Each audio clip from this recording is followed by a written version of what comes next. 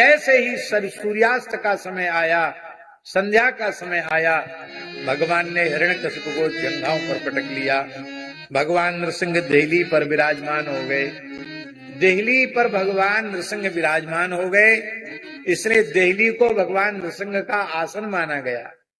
देहली पर खड़ा नहीं होना चाहिए, देहली पैर से छू जाए तो स्पर्श करके देहली को प्रणाम करना चाहिए।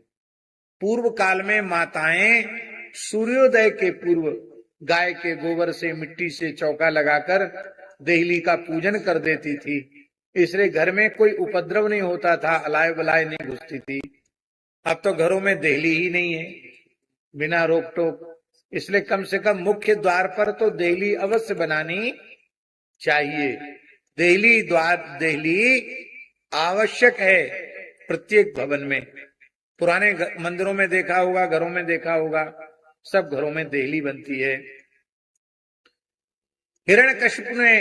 हिरण्यकशिपु को जंघाओं पर पटककर भगवान ने कहा, अरे दुष्ट, तूने वरदान मांगा था कि मैं ब्रह्मा जी की बनाई हुई सृष्टि के किसी प्राणी के द्वारा न मारा जाऊं। बोल, ब्रह्मा जी की सृष्टि में मेरे जैसा प्राणी तुझने कोई देखा है? बोले, महाराज आपका मुख तो सिंह का है, बाकी आपका शरीर देवता का है, आपके जैसा स्वरूप तो मैंने कभी ब्रह्मा जी की सृष्टि में नहीं देखा। तूने वर मांगा था, न दिन में मरूं न रात में मरूं। बोल, दिन है कि रात? बोले, महाराज ये संध्या का समय है, न इसको दिन कहा जा सकता न रात कहा जा सकता। तूने वर मांगा था, न घर के भीतर मरूं न बाहर। बोल, तू घर के भीतर है कि बाहर? बोले देहली न भीतर होती न बाहर, बीचों बीच होती है। तूने वर मांगा था, न धरती पर मरूं न आकाश में, तू मेरी जंघाओं पर है। तूने वरदान मांगा था, मैं अस्त्र शस्त्र से न मरूं। बोल, मेरे हाथ में अस्त्र हैं कि शस्त्र? बोले, महाराज आपके प्रचंड नाखून, लगता है उन्हीं से आप हमारा उद्धार करेंगे। और भगवान ने कहा, ब्रह्मा जी के सभी वरदान सत्य हैं? बोले, एक तो बकाया है। क्या?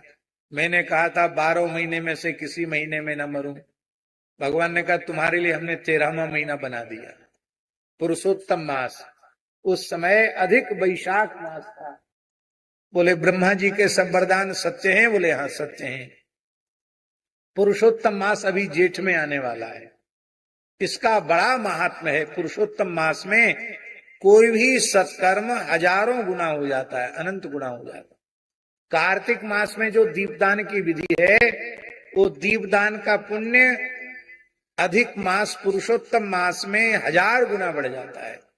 इसलिए अभी अधिक मास आने वाला है, हो सके तो किसी तीर्थ में अधिक मास व्यतीत करना, गंगा यमुना आदि में स्नान करना, और जितना हो सके नियम सेवा करना, भगवान को नित्य तुलसी से अर्चन करना, और नित्य भगवान के सामने दीपक अवश्य, दीपदान अवश्य करना।